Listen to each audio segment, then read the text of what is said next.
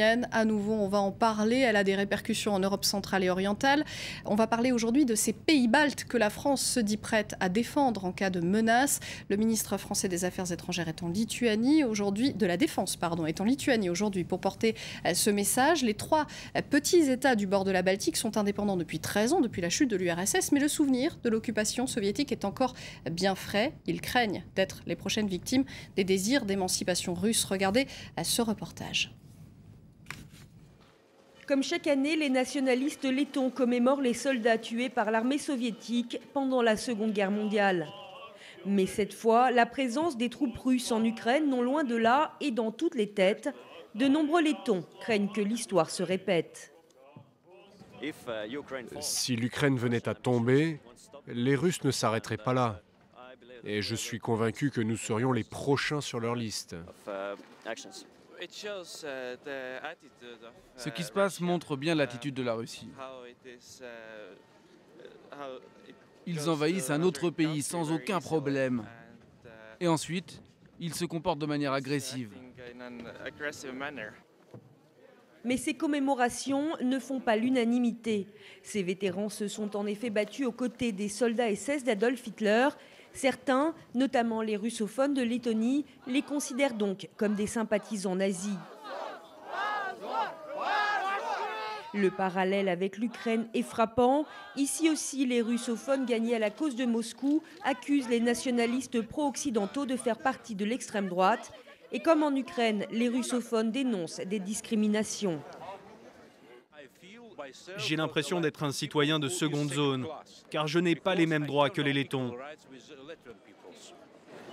Alexander a vécu toute sa vie en Lettonie, mais après l'effondrement du bloc communiste en 1991, et comme de nombreux russophones, il n'a pas obtenu la citoyenneté lettonne et a donc perdu son emploi à la municipalité de Riga.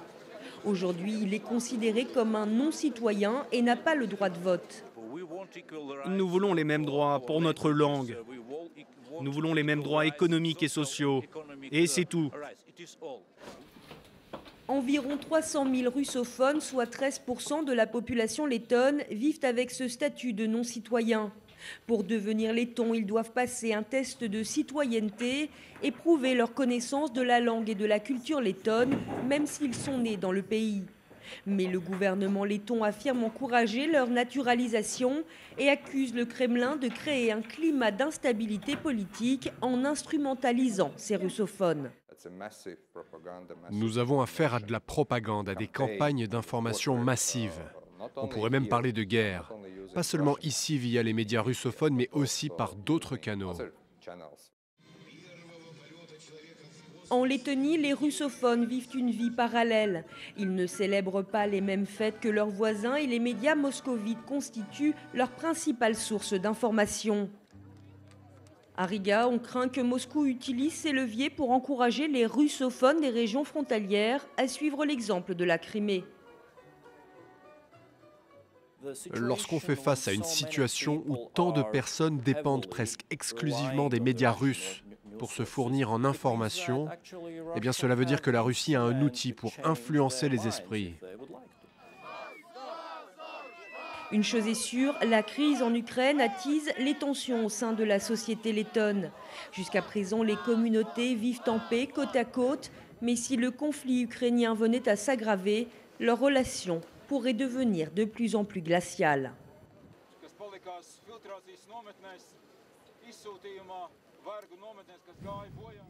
Voilà pour ce reportage de nos envoyés spéciaux sur place. Pour en parler, nous sommes avec Céline Bayou, co-rédactrice en chef de Regard sur l'Est, chargée de cours à l'INALCO sur la Lettonie. Merci d'avoir accepté notre invitation. Alors déjà, est-ce que vous croyez, vous, à ces menaces de velléité d'expansion russe sur ces pays baltes ? Alors, je ne crois plus à grand-chose, vu ce qui vient de se passer. C'est-à-dire que je pense qu'il y a 3 semaines, on n'aurait pas envisagé la Crimée telle qu'elle est aujourd'hui. Donc, je préfère rester prudente. Ceci dit, je pense que c'est pas la principale menace qui pèse en ce moment sur la Lettonie. Je pense que le risque, il est plutôt interne, et on l'a bien vu dans le reportage, un risque de scission entre population lettophone et population russophone. Les chars russes à Riga, j'ai plus de mal, et pour un certain nombre de raisons qu'on peut expliciter. Mais mais qui sont quand même objectives, je crois. Alors on a vu dans ce reportage que les anciens immigrés de l'Union soviétique étaient à part. Ce sont des non-citoyens, ils n'ont pas les mêmes droits que les nationaux lettons. Est-ce que justement la Russie est intervenue en Crimée pour dire qu'elle défendait les populations russophones? Est-ce que quand même il ne peut pas y avoir une menace du même ordre de dire des populations dont nous avons été responsables fut un temps sont aujourd'hui menacées dans leur pays? Alors, je pense que c'est plus compliqué, en fait, parce que sur la totalité de la population russophone qui est actuellement en Lettonie, qui représente à peu près 36-37% de la population totale du pays, vous en avez en gros 300 000 qui, en effet, sont non-citoyens. Mais seulement 300 000, ce qui représente 13% de la population totale. Les autres sont citoyens lettons. Ont obtenu cette citoyenneté en passant ce fameux examen qui consiste à un petit examen de langue, connaissance un petit peu de l'histoire du pays et de ses institutions. Il reste quand même que 300 000 personnes, celles qu'on a vues s'exprimer dans ce reportage, dont certains en effet trouvent qu'ils n'ont pas des droits suffisants, donc notamment pas le droit de vote, et puis un certain nombre d'emplois qui leur sont fermés, notamment dans l'administration. La question, c'est pourquoi ces 300 000 personnes sont non citoyennes? Est-ce que c'est parce qu'elles ne sont pas en mesure de passer l'examen? Est-ce qu'elles n'ont pas voulu aussi passer l'examen? C'est-à-dire, est-ce qu'elles sont victimes ou est-ce qu'elles sont elles-mêmes en quelque sorte des acteurs de leur situation? Il y a des questions d'histoire notamment qui font un peu polémique sur l'occupation soviétique dénoncée. Alors toute cette propagande quelque part, et il y a les médias, on l'a vu dans le reportage, les médias lettons qui donnent leur version de l'actualité, les médias russophones qui arrosent aussi avec une autre vision politique. Finalement, ce manque d'unité nationale de ces pays baltes, cette rupture au cœur des nations qui n'en font pas d'État-nation, du coup, de ces pays baltes, c'est déjà une menace en soi. Pas besoin d'une intervention militaire russe. Oui, je n'irai pas jusque-là. C'est-à-dire que je suis peut-être très optimiste ou très naïve, je ne sais pas, fonction. Je crois, la Lettonie, parce que les trois pays ont des situations quand même différentes. Donc là, on est sur le cas de la Lettonie. La Lettonie, c'est une ethnocratie. Elle se construit comme ethnocratie et elle a souhaité volontairement positionner les russophones dans une situation de minorité pour qu'il y ait aussi un travail de prise de conscience, etc. Ce que je trouve, moi, très frappant, pour avoir observé l'évolution de la Lettonie depuis quelques années, c'est que, notamment quand il y a eu la crise économique très violente à partir de 2008, et Dieu sait qu'elle a été violente en Lettonie, et Dieu sait que les réformes qui ont été à ce moment-là appliquées, politiques d'austérité très dures, ont été radicales. Moi, j'observais ça en me disant, mais est-ce que éventuellement ça ne va pas être en effet un facteur de scission entre ces russophones et ces lettophones? Et c'est pas du tout ce qui s'est passé. C'est-à-dire que quand les gens ont protesté, d'ailleurs assez gentiment, ou ont eu des manifestations, on avait les russophones et les lettophones côte à côte, et il n'y a pas eu ce danger, en tout cas, ne s'est pas réalisé. Et ce que j'observe aujourd'hui me rend un peu plus inquiète, en effet, puisqu'on a l'impression, alors en même temps, on est en période de crise, on est, j'espère, au summum de la crise et que ça va se calmer un peu. On est en plus, pour le cas letton, dans un calendrier qui n'est pas très bon, puisqu'on est juste après les fameuses manifestations du 16 mars qu'on a vues, où donc des vétérans de la Légion lettonne manifestent. On est avant le 9 mai, où là, on aura les vétérans de l'Armée rouge qui vont manifester. Et tous les ans, c'est quand même un moment comme ça qui est un petit peu de relative tension. Voilà, je pense que le danger, il est là. C'est-à-dire que cette crise ukrainienne, russo-ukrainienne, déborde sous cet angle-là et crée une polarisation dans la société, alors que cette polarisation était plutôt en train de s'apaiser, je crois, depuis quelques années. Oui, de différents défilés, puisque la Lettonie a été d'abord envahie par les soviétiques, puis il y a eu une vague d'invasion nazie, puis de nouveau une vague d'invasion soviétique. C'est ça qui fait que finalement, ces sociétés sont extrêmement polarisées, ont du mal finalement à trouver un entre-deux. C'est difficile aujourd'hui, quand on est letton, quand on est balte, d'être entre deux. C'est difficile d'assumer son histoire, parce que c'est une histoire très complexe et que toutes les familles dans ce pays, j'ose pas dire famille lettonne, donc famille lettonne, famille russophone, sont touchées. C'est-à-dire que vous n'avez pas une famille dans ce pays, je crois actuellement, qui n'a pas été touchée par les événements de la Seconde Guerre mondiale et qui n'a pas quelque chose de dramatique à raconter, et avec des implications et des engagements de personnes de la famille, d'un côté ou de l'autre, volontairement ou pas volontairement, parce qu'on ne le dit pas toujours, mais le cas de la Légion lettonne, la fameuse Légion SS lettonne, les vétérans qu'on a vus défiler dimanche dernier, un certain nombre d'entre eux, évidemment pas tous, ont été enrôlés de force, ce qui est quand même très spécifique pour la Légion, pour les SS. C'est particulier à la Légion balte. Alors on a vu pendant le référendum en Crimée des observateurs internationaux convoqués par la Russie. En réalité, il s'agissait beaucoup de représentants des minorités russophones venus d'ex-pays de l'ex-URSS, et notamment la représentante des russophones de Lettonie, Tatiana Zdanoka. Ça amène de l'eau au moulin de ceux qui craignent une contamination de l'effet Crimée dans le reste du bloc. Oui, elle est là pour ça, je dirais, Tatiana Zdanoka. Alors c'est l'une des représentantes, et c'est là peut-être que ça devient aussi très complexe. C'est l'une des représentantes d'un certain courant parmi les russophones, mais il y en a d'autres. Et il y en a beaucoup d'autres. Tatiana Zdanoka, en plus, je dirais qu'elle est quand même plus très en vogue en Lettonie, il me semble, que son heure est un petit peu passée, même s'il y a des gens qui la suivent, il y a des accords. En plus, elle est quand même députée européenne, donc il va y avoir des élections, et là, elle est en train de jouer gros. Donc il y a des accords avec notamment Zarya, qui est un mouvement russophone en Lettonie. Mais il faut savoir qu'il y a quand même d'autres partis ou d'autres formations russophones en Lettonie. Je pense notamment au maire de Riga, qui est représentant de ce qu'on appelle le Centre de l'Harmonie, qui est un parti russophone extrêmement modéré. Merci beaucoup Céline Bayou pour vos explications. On va aller tout de suite à Bruxelles où nous attend Caroline de Camaret pour parler de ce sommet consacré à l'Ukraine. Vous êtes avec José Manuel Barroso. Tout à fait, effectivement, ce sommet qui s'achève avec un certain nombre de mesures, par exemple une liste de sanctions, de personnes sanctionnées qui s'est allongée avec effectivement la reconnaissance que le G8 se réduit à peau de chagrin, qu'il y aura donc des sanctions plus symboliques contre la Russie. Et puis je suis en compagnie du président de la Commission européenne, José Manuel Barroso. Bonjour. Bonjour.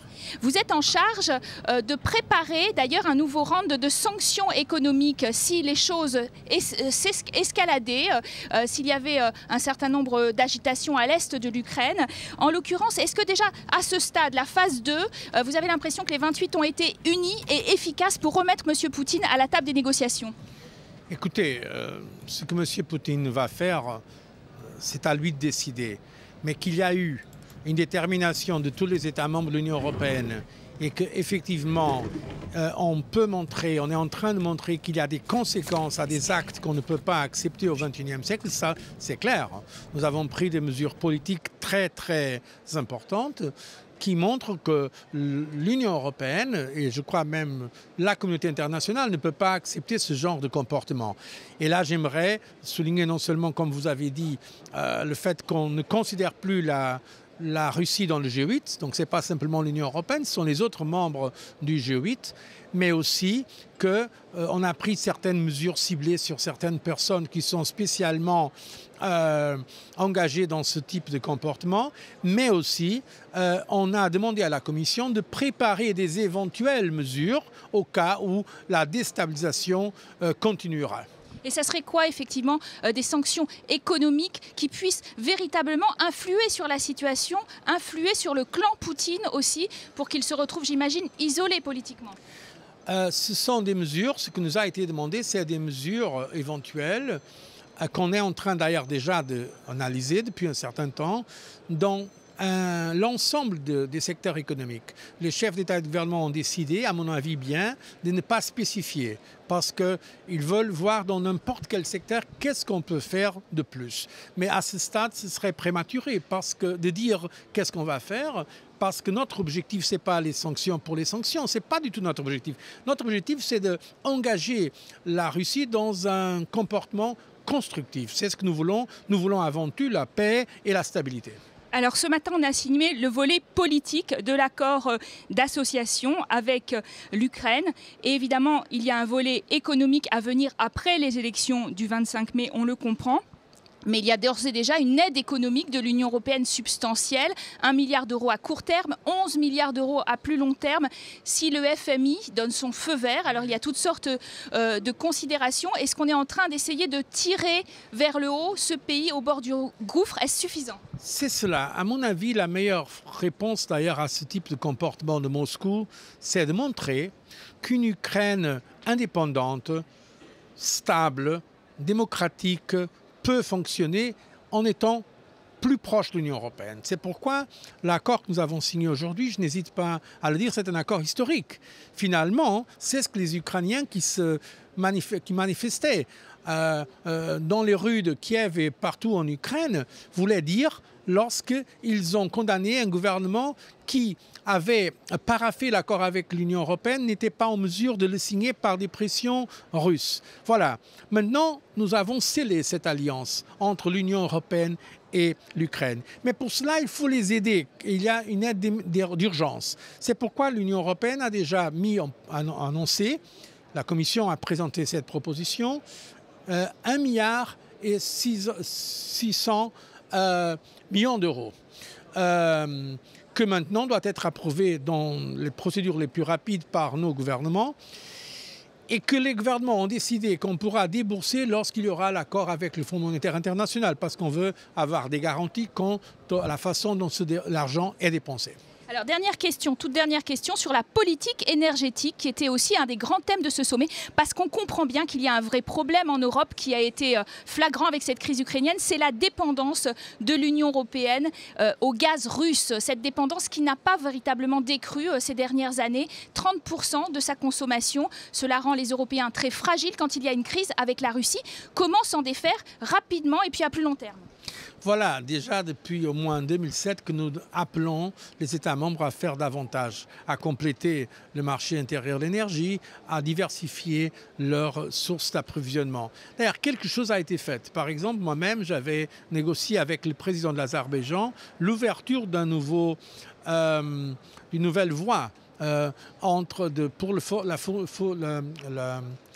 l'approvisionnement de gaz à l'Europe. Pour la première fois, nous aurons du gaz à l'Europe qui vient de l'Est et qui ne vient pas de la Russie, c'est l'Azerbaïdjan. L'Azerbaïdjan qui va d'ailleurs conduire à du gaz qui vient pour la Grèce et pour l'Italie. Aujourd'hui, nous avons décidé d'élargir cela aussi à l'Europe centrale. Mais je crois que cette crise a été un cri d'alarme. Et je crois qu'aujourd'hui, j'ai vu autour de la table les États membres vraiment décider à faire plus en termes de sécurité d'approvisionnement, de sécurité énergétique, notamment avec les accords qu'ils ont eus sur faire plus en termes d'interconnexion. Quelque chose que je me battais depuis un certain temps quand nous avons lancé cette Connecting Europe Facility, cette facilité pour l'interconnexion en Europe. Par exemple, en ne permettant pas qu'il y ait des îles en Europe qui sont déconnectées du reste du continent. Donc, de ce point de vue, je crois vraiment que cette crise va beaucoup développer la sécurité énergétique. Voilà, alors effectivement ce sont les conclusions de ce Conseil européen ici à Bruxelles. L'Europe qui par étape, par phase bien distincte veut réagir et ramener la Russie, Vladimir Poutine, à la table des négociations. Merci beaucoup Caroline de Camaret en direct donc de Bruxelles pour cette intervention avec le président de la Commission européenne. Un petit peu plus tôt dans la journée, la France annonçait la fin de sa coopération militaire avec la Russie et la suspension donc de toute